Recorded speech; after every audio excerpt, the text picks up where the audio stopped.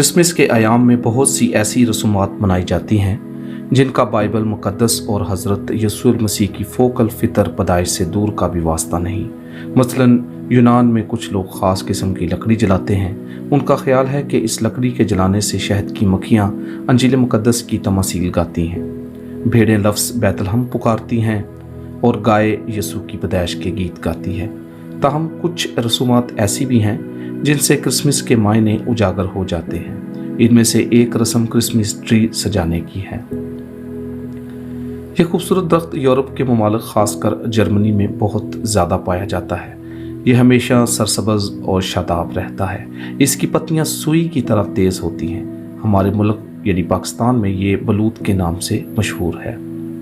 बड़े दिन के अयाम में मसीही लोग इस दरख्त की डालियों को काट कर अपने घरों में रखते हैं और फिर रोशनियों, फलों और फूलों और खिलौनों से इसे सजाते हैं।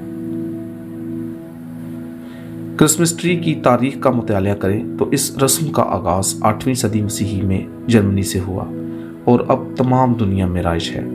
जर्मन लोग ख़ानदान की सूरत में हाथों में हाथ लेकर दायरे की सूरत में इस दरख्त के गिर्द क्रिसमस के गीत गाते हैं। क्रिसमस ट्री का तारीखी पस मंज़र अगर देखें तो इसका आगाज़ 8वीं सदी मसीही में जर्मनी से हुआ और अब तमाम दुनिया में राइज है। जर्मन लोग ख़ानदान की सूरत में हाथों में हाथ लेकर दायरे की सूरत में इस दरख्त के गिर्द क्रिसमस के गीत गाते हैं। मगर कुछ लोगों का ख्याल है कि सन 1841 में मलका विक्टोरिया के अहद में बरतानिया से इस रस्म का आगाज़ हुआ। क्योंकि मलका का ख़ानदान जर्मन था, इसलिए वो ये रस्म जर्मन से अपने साथ ले आया। दुनिया में ऐसे मजहबी लोग भी हैं जो ये कहते हैं कि यीशु मसीह ने जब मुकद्दसा मरियम के बदन मुबारक से तजस्सुम लिया, इससे पेशतर ये दरख्त सिर्फ मौसम सरमा में हरा होता था। जब यीशु ने बैतलहम की चरनी में तजस्सुम लिया, इस रोज़ से ये दरख्त हरा है और उस वक्त तक हरा रहेगा जब तक यीशु की दोबारा आमद नहीं होगी।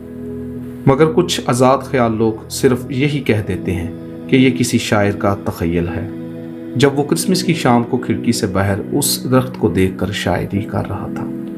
कुछ लोगों का ख्याल है कि जहाँ ये दरख्त होता है वहाँ से बदरूहें भाग जाती हैं। मसीही कलीसिया ने इसलिए इस रस्म को अपना लिया कि यीशु मसीह ने मुकद्दसा मरियम के बदन मुबारक से तजस्सुम लेकर इब्लीस का सर कुचल दिया। बरतानिया में एक कहानी मशहूर है कि 24 दिसंबर की एक सर्द रात को बूढ़ा सर पर भारी बोरी उठाए जा रहा था कि डाकुओं ने उसे घेर लिया। बोरी छोड़कर बूढ़ा भाग निकला। डाकुओं ने उससे माल मुफ्त को देखा तो वो बेशुमार खिलौने थे। उन्होंने गुस्से में आकर खिलौने इधर उधर फेंकने शुरू कर दिए। वो खिलौने सदाबहार के दरख्त से जाट के रात को जब क्रिसमस की इबादत के बाद लोग घर जा रहे थे तो उन्हें यह समा बहुत प्यारा लगा। उन्होंने उसी दिन से अपने घरों में बलूत के दरख्तों को सजाना शुरू कर दिया। यह भी कहा जाता है कि 8वीं सदी मसीही में बोनीफेस अशात मसीहत के लिए जर्मनी गए।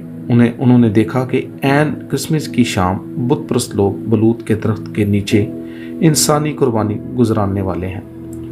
मुकद्दस बोनीफेस ने उन्हें मना किया और बलूत को काट दिया। बोनीफेस ने लोगों को बताया जिंदगी का हकीकी दरख्त यीशु मसीह है। कटे हुए बलूत की जगह अचानक एक छोटा सा दरख्त उगाया। इस मौजज़े से और तबलीग से लोगों ने यीशु को निजात दहिंदा कबूल कर लिया।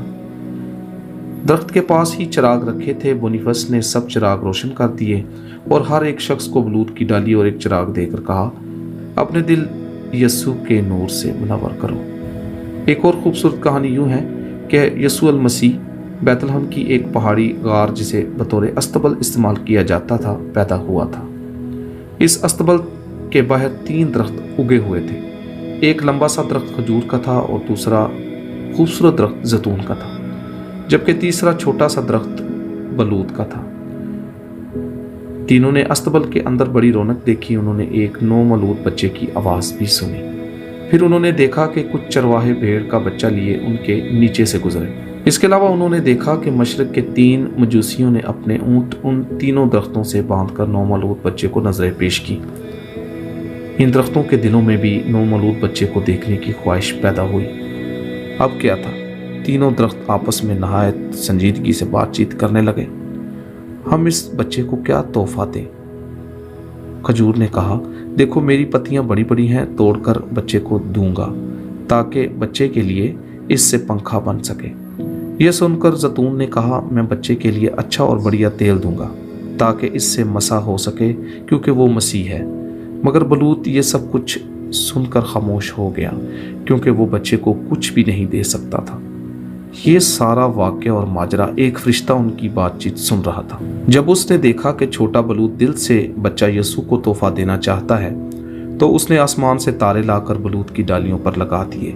جب کھجور نے پنکھا اور زیتون نے تیل کے تحفے پیش کیے تو بچہ بلوط کو دیکھ کر ہنس پڑا اور بلوط سجدے میں گر گیا۔